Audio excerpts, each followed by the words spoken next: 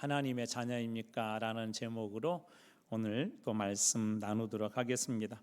우리 지난 시간에도 같은 제목으로 같은 본문으로 말씀을 나누었는데요. 오늘은 그 뒷부분 동일한 제목으로 말씀 나누어 보려고 합니다. 로마서의 주제를 하나만 잡으라고 한다면 당연히 이신칭의 믿음으로 의롭다함을 받았다라고 하는 이 선언일 것입니다. 그러나 이 말씀은 유대인들에게 아마 충격적인 그런 선포였을 것입니다. 왜냐하면 유대인들은 율법이 중요했고 또 율법이 중요한 건 뭐냐면 행위였거든요. 그래서 행위로서 무엇인가를 이루고 또 행위가 구원의 조건인 줄 알고 열심히 그 율법을 지키기 위해서 노력을 했는데 갑자기 믿음으로 구원을 받는다, 믿음으로 의롭다함을 받는다라고 하는 이야기는 그들에게 믿을 수 없는 이야기였던 것이 분명합니다. 그것은 그리스도인들도 비슷한데요. 믿음으로 구원을 받는다라고 하는 여기에는 여러 가지 고민도 있을 수도 있고 그 의심도 있을 수가 있습니다. 우리 이제 사역이라든지 우리 복음 또 이렇게 전도를 받고 많은 사람들이 혹은 성경 공부를 하면서 예수님을 믿습니다. 우리 믿으면 구원받는다고 하니까 믿습니다 고백하고 또 마음으로 그렇게 믿었는데 삶으로 돌아와서 막상 이렇게 삶을 살아내다 보니까 말씀대로 되지 않는 믿음으로 구원은 받았는데 예수님 닮은 그런 모습이 없는 우리 자신들의 모습을 종종 보면서 예수 믿는 사람들조차도 믿음으로 구원을 받는다라고 하는 이 신학과 이 신앙이 종종 흔들리기도 합니다. 사도 바울도 똑같은 고민을 했던 것 같아요. 우리는 앞선 7장에서 절망의 고백을 들었는데요. 바울이 이런 얘기하지 않습니까? 원하는 바 선은 행하지 아니하고 도리어 원하지 않는 악을 행한다라고 그렇게 이야기를 하고요. 속사람은 하나님의 법을 즐거워하는데 이 속사람과 겉과 속이 다르게 겉사람은 하나님의 법이 아닌 육신의 법, 욕망의 법을 즐거워한다라고 사도 바울도 그런 고백을 합니다. 그래서 이 바울이 이 모든 걸 깨닫는 순간 자기 자신을 이렇게 고백하죠. 이 사망의 몸에서 누가 나를 건져내겠습니까? 그러니까 믿음대로 또 말씀대로 그렇게 살려고 나름대로 바울 같은 사람도 열심히 몸부림을 쳤는데 믿음으로 의롭다함을 받는다고 했는데 그런데 막상 삶 속에서 그게 이루어지지 않는 것입니다. 이런 상황이 반복되면 믿음으로 구원을 받았다는 그런 사실이 좀 혼란스러울 때가 있어요.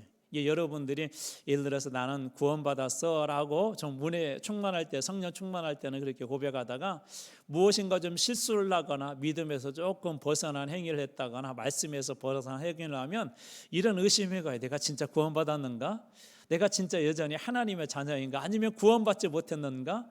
그렇다 보니까 예전에 구원파 같은 사람들이 이렇게 활개를 쳤죠. 지금도 그렇지만 당신은 언제 구원받았습니까? 구원받았습니까? 그러면 언제 구원받았습니까? 라고 우리 사람이 태어난 날 생일이 있는 것처럼 구원받은 날도 분명히 있다는 그거 알지 못하면 구원받지 못했다는 거예요. 이제 그러면 살짝 더 의심이 가죠. 나는 정말 구원을 받았나라고 하는 그런 의심이 우리들에게 들기 시작합니다.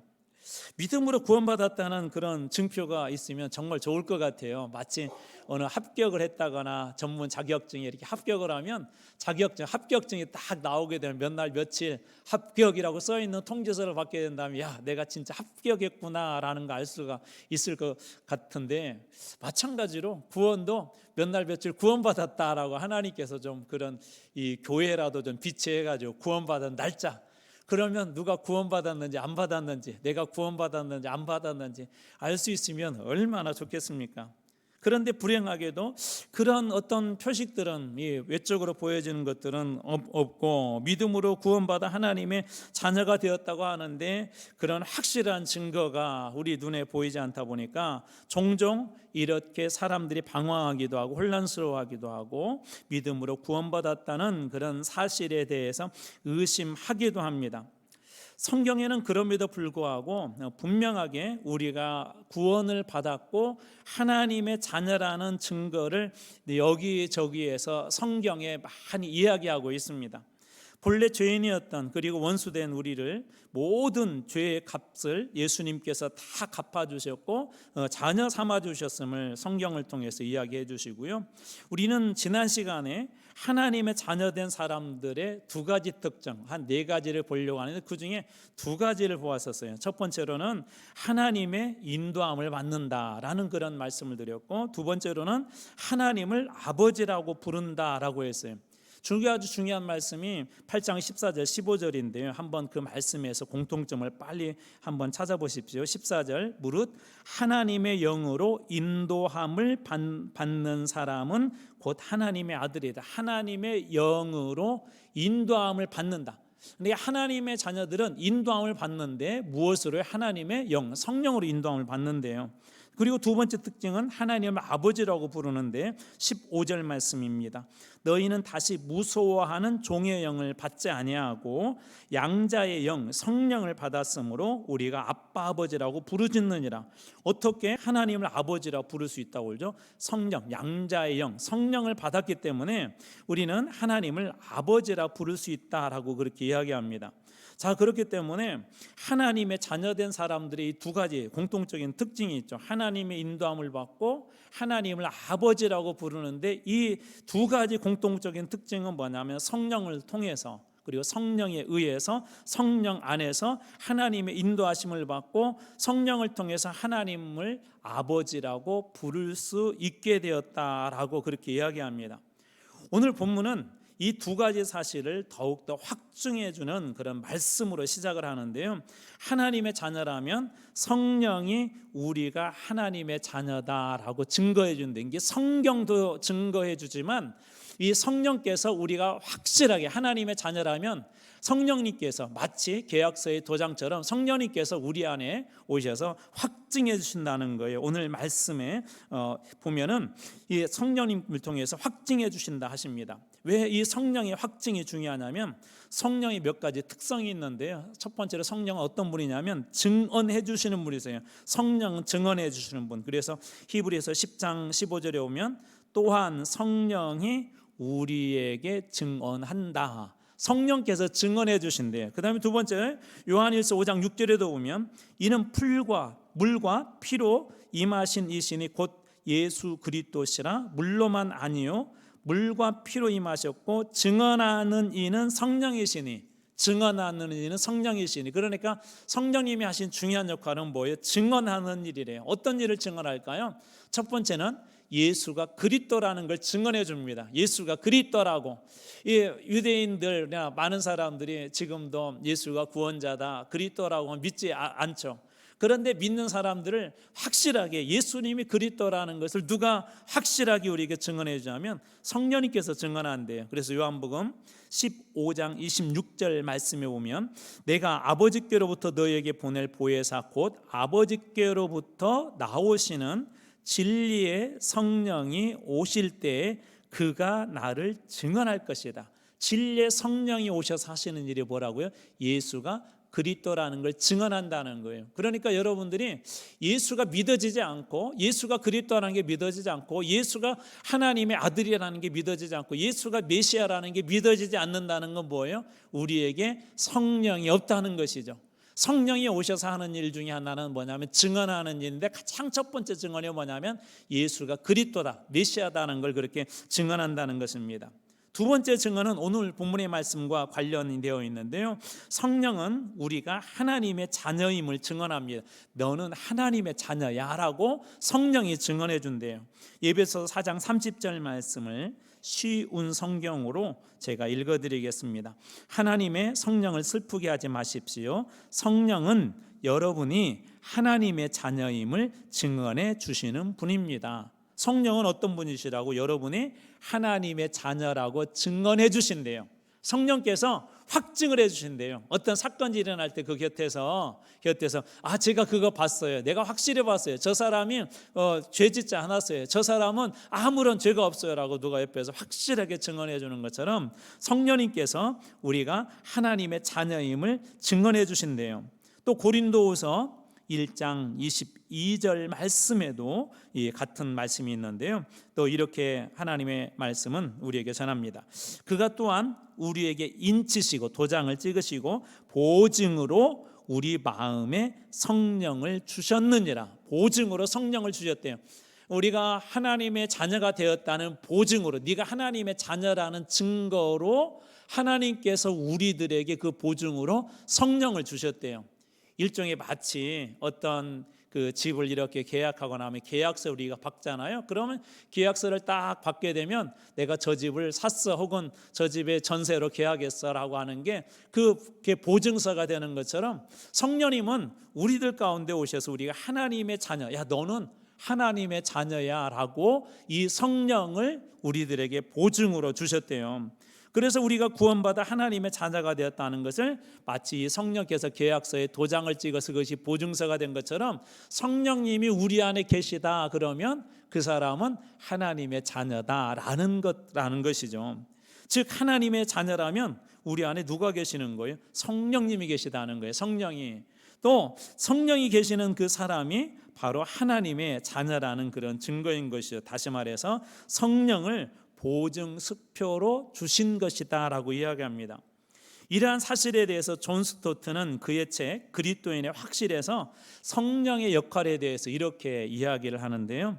성령은 우리의 현재 특권을 인치시고 성령을 통해서 하나님의 자녀의 그 특권을 도장 찍어주세요. 너 이런 특권이 있어 라고, 야 이런 특권에 도장 찍어주시고 증거하실 뿐 아니라 미래의 상속에 대한 보증도 되신대요. 이게 지금뿐만 아니라 지금 하나님의 자녀라는 그걸 통해 주시는 어떤 축복, 특권뿐만 아니라 미래의 것까지도, 그리스도인들의 죽음 이후에 영원한 영생까지도, 천국까지도 이 성령께서 보증해 주신다는 게, 성령이 계시다는 것은 내가 죽어도 영원한 영생을 보장받아, 내가 여기에서 넘어져도 너는 결코로 포기할 수 없는 하나님의 자녀야, 어느 누구도 너를 빼앗아갈 수 없어라고 성령이 그런 보증이 되어주신다는 것이죠. 소유권을 주장하는 소유권을 주장하는 도장, 내적 확신을 주시는 증거, 최후의 상속을 약속하는 보증, 이 세 가지 상징은 모두 하나님의 백성의 확신을 주시는 성령의 여러 가지 사역을 설명하고 있다라고 존 스토트는 이야기합니다. 다시 말해서 성령께서 이 모든 것들을 보증해 준대요. 보증. 그 모든 것들을 다 보증해 준다고 합니다. 자, 그렇다면 성령께서 우리 가운데 어떻게 보증해 줄까요? 여러분, 성령께서 여러분 가운데 어떤 식으로 보증해 줄 것 같아요? 여러분이 정말 구원받았고 예수 그리스도가 구주라는 것도 증언하게 하실 뿐만 아니라 하나님의 너는 자녀야라고 성령은 어떻게 우리에게 보증해 주실까요? 첫 번째는 뭐냐면 성령과 교제를 통해서 보증해 주십니다. 교제. 오늘 말씀의 16절 말씀입니다. 성령이 친히 우리 영과 더불어 우리가 하나님의 자녀인 것을 증언하시나니. 성령이 친히 우리 영과 더불어라고 하는 말은 우리와 교제하신다라는 그런 뜻입니다. 이게 성령님께서 친히 우리와 교제함으로써 우리가 하나님의 자녀인 것을 증언해 주신대요. 이 교제라는 것은 뭐가 있어야 되는 거죠? 만나야 되는 거죠. 교제라고 하는 것은 만나야 가능한 거예요. 그래서 성령께서 우리와 교제하시면서 야 너는 하나님의 자녀야. 내가 지금 힘들고 어려운 길을 걷고 있지만 내가 너를 반드시 붙잡아 줄 것이고 이렇게 세워줄 것이고 너로 하여금 물 가운데 빠지지 않게 하실 것이고 너로 하여금 불 가운데 이 불 어떤 것들도 너를 사르지 못할 거야 라고 성령님께서 우리 가운데 교제하시면서 이렇게 말씀하신대요. 근데 더 중요한 것이 있어요. 어떻게 우리를 그렇게 증언해 주십니까? 바로 두 번째로는, 첫 번째가 교제함으로라면 두 번째로는 내주하심으로. 내주라는 게 성령께서 우리 안에 거하신다는 말이거든요. 고린도전서 3장 16절입니다. 너희는 너희가 하나님의 성전인 것과, 그 다음 보십시오, 하나님의 성령이 너희 안에 거하시는 것을 알지 못하느냐. 하나님의 성령이 어디에 계신다고요? 너희 안에, 여러분 안에 계시대요. 성령님께서, 이것을 우리가 성령의 내주하심이라고 그래요. 성령이 우리 안에 계신대요. 하나님의 영이 우리 안에 계신대요. 또 야고보서 4장 5절에도 이런 고백을 하고 있는데요. 너희는 하나님이 우리 속에 거하게 하신 성령이, 하나님이 우리 속에 거하게 하신 성령이 시기하기까지 사모한다 하신 말씀을 헛된 줄로 생각하느냐. 하나님이 우리 속에 어떻게 거하게 하신다라고 하는 말이 무슨 뜻이에요? 성령께서 우리 가운데 내주하신다는 것이죠. 다시 말해서 성령께서 어떻게 우리가 하나님의 자녀인 것을 증언하냐면 성령님과 교제를 통해서, 또 뿐만 아니라 더 적극적으로 우리 안에 내주, 우리 안에 거하심으로써 우리가 하나님의 자녀라는 보증수표로 하나님의 자녀라는 것을 성령님께서 그렇게 증언해 주신다고 합니다. 이 말은 성령께서 우리와 함께하는 수준일 정도가 아니라 우리 안에 함께 거하시면서 기쁘나 슬프나 힘들 때나 즐거울 때나 성령님께서 함께 사신다는 거예요. 이 사실이 얼마나 놀라운지요. 카일 아들러먼이라고 쓴 이분이 쓴 아주 유명한 책이 있어요. 펜인가 제자인가라고 하는 책이 있는데, 이 책에도 이 성령님에 대한 이 사건, 성령의 내주하심에 대해서 이런 말씀을 하세요. 예수님께서 제자들을 떠나시면서 이런 약속을 하셨거든요. 내가 떠나고 나서 너희들에게 성령을 보내주실 것이다. 제자들의 입장에서는 예수님이 함께 계시는 게 훨씬 더 좋거든요. 왜냐하면 예수님이 계시는 것마다 막 기적도 일어나고 또 말씀도 직접 들을 수 있잖아요. 예수님으로부터. 그러니까 얼마나 좋아요. 직접 들을 수도 있죠. 또 수많은 사람들이 막 모여오죠. 예수님이 얼마나 지혜가 많던지 사람들이 막 이렇게 저렇게 하더라도 예수님께서 그 말씀으로 그 모든 걸 잠재우지. 이 사단 마귀의 역사도 막 그 앞에 무릎 꿇는 걸 보지. 예수님이 계시면 제자들에게는 너무 좋을 것입니다. 근데 예수님 뭐라고 말씀하시냐면 내가 너희를 떠나는 것이 좋다라고 그래요. 내가 너희를 떠나는 것이 좋다. 그러면서 카일 아이들만은 이때 당시 이야기를 이렇게 소개하고 있어요. 구약에서 신약으로 넘어가면서 달라진 것이 있다. 구약에서는 하나님께서 함께 하신 분으로 소개하고 있는데, 구약에서는 하나님 어떻게 해요? 함께 하시는 분으로 소개하고 있는데요, 신약에서는 하나님이 우리 안에 계신다라고 그렇게 소개하고 있대요. 다시 정리해 볼게요. 구약에서는 임마누엘, 하나님께서 우리 함께 하신다 그랬는데, 신약에서는 적극적으로 하나님이 우리 안에 거하신다라고 그렇게 이야기한대요. 예수님은 제자들과 함께 하셨지만 성령은 제자들 안에 거하시죠. 예수님은 제자들과 이렇게 곁에서도 함께 하셨지만 성령은 제자들 안에 거하세요. 그래서 이분의 책에서 재밌는 얘기를 하나 이렇게 전해주세요. 어떤 얘기냐면, 여러분들도 천국에 가면 물어보고 싶은 거 있죠? 없으신가요? 자, 예를 들자면 우리 이제 이런 논란이 있죠. 어떻게 사람이 물고기 뱃속에서 3일 동안 죽지도 않고 살 수 있을까? 아무리 크다고 하더라도 그런 고민이 있잖아요. 그래가지고 어떤 분은 천국에 가면 그거 물어보고 싶대요. 요나한테, 요나 너는 어떻게 그 물고기 뱃속에서 죽지도 않고 그렇게 살았냐라고 그렇게 물어보고 싶대요. 또 어떤 분들은 우리 모세라든지 또 다윗이라든지 이 사람들의 그 유명한 그런 이야기들, 이 영웅적인 이야기를 알고 있으니까 이분들이 도대체 어떻게 정말 그때 믿음으로 했다고 하지만 두렵지 않았는지, 정말 하나님의 살아계심을 어떻게 보았는지, 또 모세의 떨기나무 이야기 같은 걸 이렇게 꺼내면서 그때 하나님의 불이 어떻게 어떤 모양의 어떤 형상이었는지, 또 오순절 다락방에 임했던 그 성령의 사건을 보고 베드로에게도 물어보기도 하고, 또 베드로에게 오른쪽으로 그물을 던져라 했을 때 물고기 잡았을 때 예를 들자면 그 기분 어땠냐, 사람들은 그런 거에 대해서 이렇게 물어보고 싶어 하는데요. 근데 그때 이 저자가 무슨 얘기를 하냐면, 그런데 이분들은 여러분들에게 물어볼 것이다 라고 그렇게 이야기해요. 그래서 카일 아이들만은 뭐라고 이야기하냐면, 이렇게 물어본대 우리들에게. 그들은 이런 걸 경험하지 못했잖아요. 어떤 걸 물어보냐면, 모세나 다윗은 경험해보지 못한 게 있어요. 뭘 경험해보지 못했어요? 구약시대 때는 하나님 함께 하셨는데, 신약시대 때는 성령님이 하나님 우리 안에 계신다고 그랬잖아요. 그래서 모세나 다윗이 오히려 물어볼 것이래요. 야, 성령이 너희들 안에 계신다고 하시는데 우리는 하나님과 함께 있었어. 이 모세 같으면 하나님을 대면해서 알았던 자라고 하잖아요. 그 놀라운 일을 했던 사람도 가장 궁금하고 가장 경이롭고 가장 부러운 게 신약시대 이후의 성도들이래요. 어떻게 하나님이 너희들 안에 계시는데, 계셨을 때 그 느낌이 어땠어? 성령님이 계셨을 때 어때요? 그것을 이 모세라든지 다윗이라든지 이 사람들이 더 부러워하면서 질문할 수 있다라고 그렇게 상상하면서 그렇게 재밌게 이야기를 쓰셨더라고요. 그러니까 이 카일 아이들만의 그 이야기는 무슨 얘기냐면, 성령이 우리 안에 내주하신 이 사건은 이 모세가 하나님을 대면한 그 사건보다도, 다윗이 골리앗을 이긴 사건보다도, 요나가 물속의 뱃속에서 살아난 그 사건보다도 이들에게는 더 위대하게 보이는 그런 사건이라는 거죠. 그만큼 성령이 내주하시는 이 일들은 엄청난 그 사건이라는 거예요. 근데 그 일을 예수님께서 그래서 내가 너희를 떠나는 게 좋다라고 말씀하셨던 거예요. 예수님께서 육신의 몸으로 있을 때는 그들의 곁에서 함께 하셨지만, 그리고 제한적이었지만 예수님이 떠나고 난 후에는 성령님은 모든 사람들과 함께 할 수가 있었죠. 장소에 상관없이, 시간에 상관없이, 역사에 상관없이 성령님은 이 내주하심으로 모든 사람과 모든 교회와 함께 하실 수 있기 때문에, 그래서 예수님께서 내가 너희를 떠나는 게 좋다라고 그렇게 말씀하신 것입니다. 그 성령님께서 내주하시면 어떤 일들이 일어날까요? 우리 가운데 계시면, 여러분 같은 집안에 있으면, 관계가 좋으면, 우리 지난 시간에 관계에 대한 이야기를 했는데, 좋은 관계를 가진 사람들은 별 얘기를 다 하죠. 집에 오면 조잘조잘거립니다. 하루에 있었던 평범한 일도 이야기하고요, 점심 때 무엇을 먹었는지도 얘기하고요.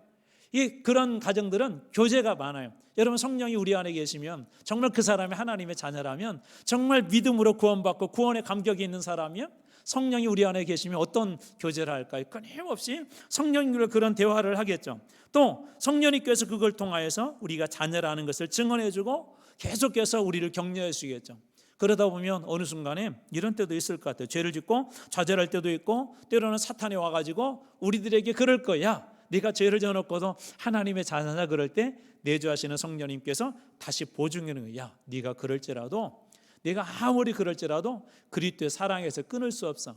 하나님은 사랑하시되 끝까지 사랑하시는 우리 아버지 하나님이야 라고 성령님께서 확인을 해주시면, 너는 그래도 구원받은 자녀야 라고 성령님께서 그렇게 확증해 주신다는 것입니다. 그래서 고난과 역경 중에도, 혹은 시험, 유혹 중에도 성령은 우리가 하나님의 자녀로 살아갈 수 있도록 권면해 두시고 확증해 두시고, 우리는 성령의 교제와 내주하심을 통해서 하나님의 자녀로 다시 살아갈 수 있는 힘을 얻고 자녀로서의 그 자리를 지켜나갈 수 있다는 것이죠. 여러분, 종종 우리가 시험에 들거나 이게 넘어지는 이유 중에 하나는 이거예요. 성령님께서 우리 안에 계시다는 사실을 잊어버리고, 성령님께서는 끊임없이 우리에게 말씀해 주세요. 우리가 하나님의 자녀라는 걸 말씀해 주시고, 또 말씀을 통해서 격려해 주시는데, 그 많은 것들을 잃어버리고 살기 때문에 종종 그 시험에서 빠져나오는데 힘들어합니다. 근데 분명한 사실은 뭐냐면, 여러분들이 하나님의 자녀라면, 성령님께서 우리 안에 계시고 또 성령님이 우리 안에 계시다면, 여러분은 영원히 그 구원에서 죄될 수 없는 하나님의 자녀라는 걸 믿으시기 바랍니다. 이게 성령께서 계시다는 것은 뭐냐면, 나는 하나님의 자녀라는 거예요. 여러분들이 무엇인가 죄를 지으려고 할 때 이 성령님께서 우리 가운데 야, 그것은 죄야라고 말씀하시는 그 성령이 계시다면, 여러분들은 구원받은 하나님의 자녀라는 증거이기도 합니다. 저는 여러분들 모두가 그 내주하시는 성령님으로 말미암아 하나님의 이 자녀됨의 자리가 결코 조금이라도 손상되거나 사단 마귀의 시험에 이용되는 그런 일이 없는 하나님의 자녀됨, 성령을 통해 하나님의 자녀됨의 확실한 증거를 여러분들이 다 갖길 주님으로 축원합니다. 네 번째로, 하나님의 그 자녀가 우리가 되었다는 것은 하나님께서 주시는 그 은혜들이 있는데요, 그 자녀가 되었다는 것은 어떤 의미가 있냐면 상속자가 되었다는 거예요. 상속자. 오늘 말씀에 우리 좀 뛰어넘어서 로마서 8장 17절 말씀을 보겠습니다. 로마서 8장 17절. 자, 자녀이면 또한 상속자 곧 하나님의 상속자요 그리스도와 함께한 상속자니, 우리가 그와 함께 영광을 받기 위하여 고난도 함께 받아야 할 것이니라. 자, 자녀이면 곧 상속자이다. 자녀는 가족의 관계를 이야기하는 거고요, 상속자는 어떻게 보면 권리예요. 내가 한 부모의, 그리고 한 아버지의 자녀가 된다는 것은 그 아버지의 그 유산과 유업을 물려받을 수 있는 자격이 생기죠. 그렇죠. 우리나라도 법적으로 옛날에는 뭐 여성들에게 그런 부분들이 돌아가지 않았는데, 요즘은 여성들에게도 출가한 그런 딸들에게도 공식적으로 이 상속에 대한 지분을 우리나라도 주게 되어 있습니다. 이게 그 자녀는 무조건 이 상속자에 대한 권리가 있는 거예요. 마찬가지로 우리가 하나님의 자녀라면 하나님께서 우리에게 주어진 유업의 상속자가 된다는 것입니다. 그래서 갈라디아서에서도 동일하게 사도 바울이 확증해 주시는데요. 갈라디아서 4장 7절입니다. 그러므로 내가 이후로는 종이 아니요 아들이니 아들이면 하나님으로 말미암아 유업을 받을 자니라. 자, 이전에는 종이었대요.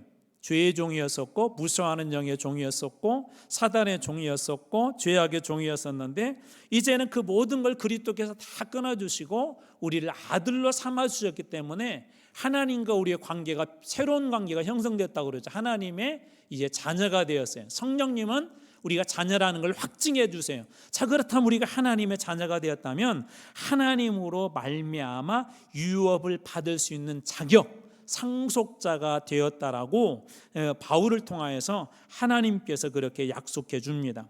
예전에는 마귀의 종, 사탄의 종, 거짓의 종, 율법의 종이었다면 이제는 하나님의 자녀가 되었다는 거죠. 신분이 바뀐 것이죠. 신분이 바뀌었기 때문에 우리에게 이후에 주어지는 것도 달라지게 됩니다. 뭐 그런 얘기 들어보셨을 거예요. 이 별 하나하고 둘하고 차이가 있대요. 주어지는 그런 특권들이 둘하고 셋하고 또 차이들이 있습니다. 우리 국회의원들에게도 신분이 주어지게 되면 특권들이라는 게 있잖아요. 예를 들면 대표적으로 면책 특권 같은 그런 특권이 있는 것처럼 예전에는 무서워하는 그 종의 영이었었다면 이 종이었다면 그러나 이제는 하나님의 자녀가 되기 때문에 관계가 바뀌고 우리에게 주어지는 아들이기 때문에 자녀이기 때문에 주어지는 당연한 특권들이 있죠.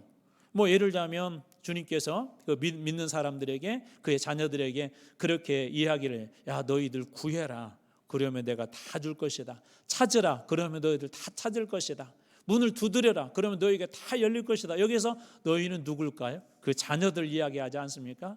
구하는 자에게 좋은 것으로 주시지 않겠느냐. 구하는 자에게 성령을 주시지 않겠느냐. 아들이기 때문에 그런 특권을 주신 것이죠. 근데 그보다 또 다른 특권이 있어요. 그것은 뭐냐면 바로 이 상속자입니다. 상속자. 이러한 상속자의 축복을 누리기 위해서 한 가지 중요한 것이 있어요. 하나님께서 주신 이 상속자의 특권을 누리기 위해서는 자녀에 대한 의무를 잘 감당해야 합니다. 무슨 얘기냐면 이제 관계가 바뀌었고 우리 신분이 바뀌었으면 관계가 바뀐 새로운 관계 안에서 삶을 살아내야 될 것이고 신분이 바뀌었으면 그 신분에 합당하게 살아야 되죠. 국회의원이 되었다고 해서 갑자기 국회의원이 되었다고 해서 자, 그 특권을 가지고 더 나쁜 짓을 하면 그 신분은 박탈당할 수가 있죠. 아무리 그 신분이 좋다 할지라도 거기에 합당하게 살아내지 않으면 박탈되거나 또 다른 불이익들이 주어집니다. 마찬가지로 이런 상속자가 되지 못하고 하나님의 유업을 받을 수 없는 사람들이 있대요. 제가 그래서 몇 곳을 찾아봤어요. 자, 예를 들면 고린도전서 6장 9절에 보면 자, 불의한 자가 하나님의 나라를 유업으로 상속으로 받지 못할 줄을 알지 못하느냐. 자, 미혹을 받지 말라. 음행하는 자나 우상 숭배하는 자나 간음한 자나 탐색하는 자나 남색, 우상 숭배, 간음, 탐색, 남색 이걸 음행이라는 단어에 포함되어 있고 그 앞에 가면 미혹을 받지 말라라고 되어 있습니다. 하나님의 상속자들은 미혹받는 자들이 아니에요. 쉽게 악에게 타협하거나 또 하나님이 아닌 다른 것들을 또 좋아하거나 그런 것에 마음을 뺏기는 존재가 아니라는 것입니다. 왜 그렇죠? 하나님께 우리가 상속자라는 것은 하나님의 상속자라는 하나님께서 주시겠다는 모든 것들을 다 유업으로 받을 수 있는 자격이 있는 사람들 아니에요? 하나님께서 가장 좋은 것으로 주셨는데 이 세상의 나쁜 것으로 굳이 우리의 인생을 채울 필요가 없죠. 좋은 것을 주셨는데 하나님께서 유업으로 주셨는데 다른 것을 취할 필요가 없습니다. 그래서 그것을 불의한 자 혹은 미혹을 받지 말라고 그렇게 이야기한 것입니다. 또 고린도전서 6장 10절에도요. 자, 도적이나 탐욕을 부리거나 술 취하는 자나 모욕하는 자나 속여 빼앗는 자들은 하나님 나라를 유업으로 받지 못한다. 도적, 탐욕, 술 취함, 모욕, 속여 빼앗는 거. 이런 사람들은 하나님의 상속자, 하나님 나라를 유업으로 받을 수가 없대요. 세상적인 향락과 세상이 추구하는 어떻게 보면 세상에서 진리라고 이야기하는 것들이죠.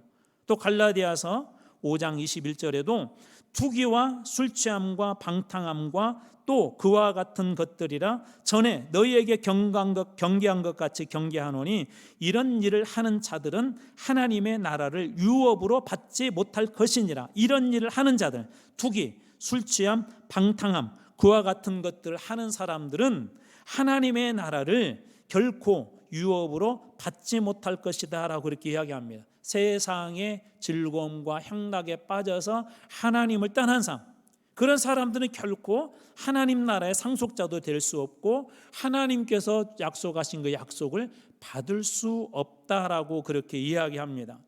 반면 상속자들은 어떻죠?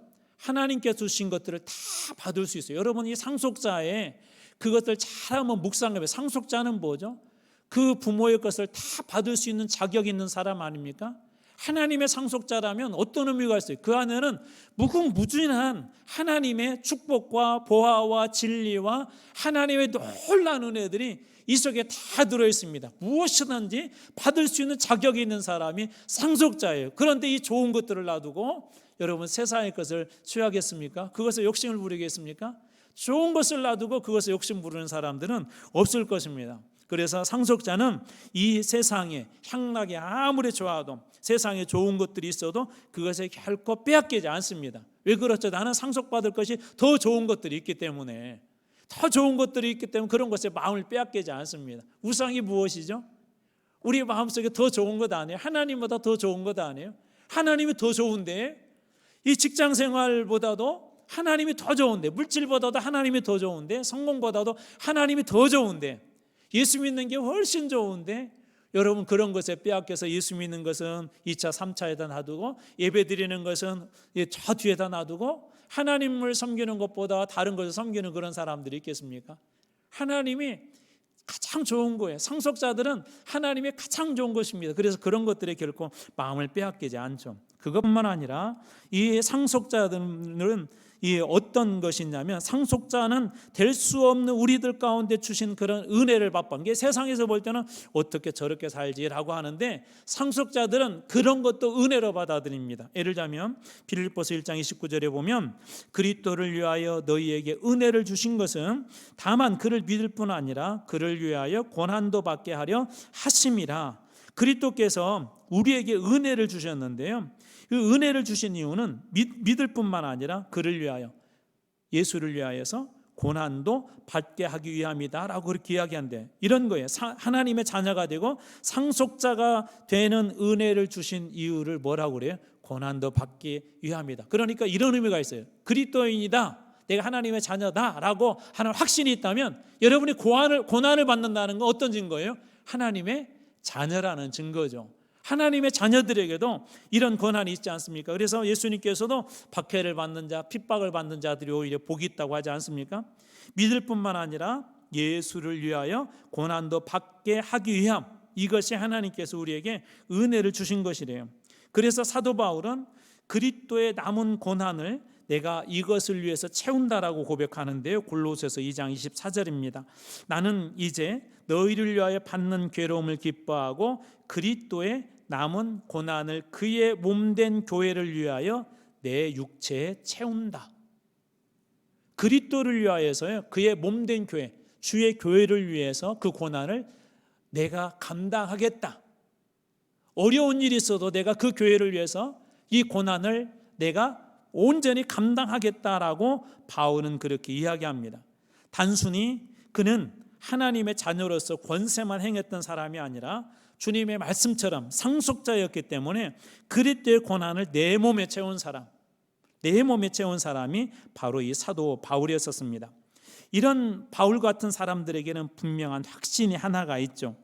디모데후서 4장 8절입니다. 이제후로는 나를 위하여 의의 면류관이 예비되었으므로, 상속자들에게 주시는 의의 면류관이 바울은 자기는 확신을 냈어요. 그래서 그 고난 중에서도 그가 즐거워했던 것이죠. 주 곧 의로우신 재판장이 그날에 내게 주실 것이며 내게만 아니라 이 고난을 내 몸에 채운 모든 사람들, 주의 나타나심을 사모하는 모든 자에게도 의의 면류관이 예비되어 있다라고 그렇게 확신 있게 우리에게 권면하고 우리에게 그렇게 이야기합니다. 그러니까 상속자들은 그냥 단순히 좋은 것만 주어지는 것이 아니라 그 상속을 받는 그런 과정에는 그런 고난도 있어요. 자, 예를 들자면 이 아브라함이 하나님의 그 약속이 있었어요. 그리고 유업의 땅을 하나님께서 허락하셨죠. 그 상속의 땅, 상속받아야 될 그 땅, 가나안 땅을 허락해 주셨어요. 그런데 그 땅까지 가는 길들이 쉽지는 않았죠. 가서 멈춰서 한참 있기도 했었고, 또 그 땅에 들어갔지만 그냥 그곳에서 한 번에 얻은 것이 아니라 여러 가지 고난도 있었고 어려운 일들이 있었죠. 교회가 그리스도의 몸이고 예수님께서 우리 가운데 계시지만 여전히 오늘날 우리 가운데도 이런 고난이 있기도 하고 어려운 일이 있는 이유는 바로 이런 일 때문에 그렇습니다. 또 그리스도의 남은 고난을 내 몸에 채운다고는 사도 바울의 고백처럼 그렇게 해야 할 수밖에 없는 이유는 여전히 우리가 하나님의 자녀가 되었고 하나님의 상속자의 신분을 얻었지만 그 상속을 받기 위해서 가는 길들이 결코 쉽지 않다는 거예요. 그 길이 가다 보면 고난도 있다는 거예요. 그런데 진짜 상속자들은 그 고난도 즐거워한대요. 그것도 기쁨으로 받은대요.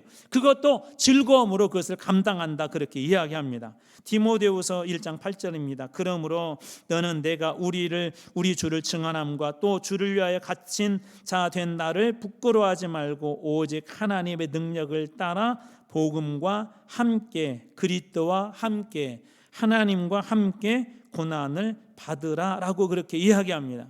하나님과 함께 그리스도와 함께 복음과 함께 고난을 받아라. 무슨 얘기죠? 하나님의 자녀가 되어 누리고 싶은 풍성한 그런 은혜들이 있고 그것도 즐기는 것도 상속자들이 해야 될 일이지만 이 복음과 함께 고난을 받아야 될 것도 하나님의 자녀가 해야 될 거라는, 그러니까 단순히 상속이라는 건 좋은 것만 받는 것이 아니라 그리스도를 위하여 고난도 감당해내는 것, 이것이 진정한 상속자의 자격이래요. 교회 사역도 양지가 있고 음지가 있는 것 같아요. 어떤 것들은 남들이 알아주지도 않고 또 심지어 어떤 때는 이 소위 이렇게 좀 욕을 먹을 때도 있어요. 하다 보면 교회 안에서 막 속상할 때도 있고 밖에서는 또 예수를 전한다고 복음을 열심히 전했는데 많은 사람들이 복음을 받아들이는 게 아니라 비아냥거리도 하고요. 요즘 같은 때는 얼마나 힘들게 하는지 몰라요. 목사님들하고 이런저런 얘기를 하다가 학교 앞 전도 이야기가 나왔어요. 학교 앞에서 뛰기 아시잖아요. 뛰기. 그것을 했더니 그러더래요. 어떤 학부모가 항의자라고 갔대. 불량식품 가지고 왜 그렇게 하냐고. 그래서 이제 그 다음에는 이제 다른 과자로 해서 이렇게 전도를 했더니 뭐 과자, 뭐 과일 같은 거 좀 넣어서 했더니 뭐라고 또 이렇게 전화가 왔냐면 왜 유기농으로 안 하냐고 막 그렇게 연락이 왔대요. 그러니까 요즘은 전도하는 것도 이렇게 나눠주는 것도 그런 것들도 어떻게 보면 막 이렇게 비아냥거리기도 하고 이런 말 저런 말 듣기도 하고 복음을 전한다는 게 어느 때보다 정말 어려워진 것 같아요. 그런데 오늘 우리 말씀을 통해서 하나님 주신 그 은혜들이 어떤 것들이죠? 성령님께서 우리가 하나님의 자녀인 것을 증언하고 또 하나님의 자녀이면 우리는 하나님 나라의 상속자가 되었는데 이 상속자들이 해야 될, 감당해야 될 것 중에 하나가 여전히 오늘 이 시대에도 고난도 있고 어려움이 있는 이것을 잘 감당해내는 것, 하나님의 상속자로서 이 고난도 잘 견뎌내는 것, 이것이 진정한 하나님의 자녀이고 상속자다라고 오늘 이렇게 말씀을 통해서 우리에게 도전해 주고 있습니다. 사랑하는 성도 여러분, 여러분은 그 하나님의 그 자녀입니까? 그렇다면 하나님의 그 자녀인 것을 성령이 날마다 증언해 주신 그 축복을 여러분들이 누리시길 주님으로 축복합니다. 두 번째로, 여러분은 하나님의 자녀입니까? 그러면 하나님의 상속자인 것을 믿으십시오. 그리고 그 상속자의 축복을 다 누리시길 주님으로 축원합니다. 하나님께서 여러분들에게 상속자로 주셨다는 건 뭐냐면 하나님의 그 유업을 다 주시겠다는 거예요. 이 축복을 여러분들이 다 누려서 하나님의 자녀로서 이 땅을 살아가는 동안에 힘들고 어려운 일도 있겠지만 이 자녀의 축복을 누리는 여러분과 저와 우리 교회가 다 될 줄로 믿습니다.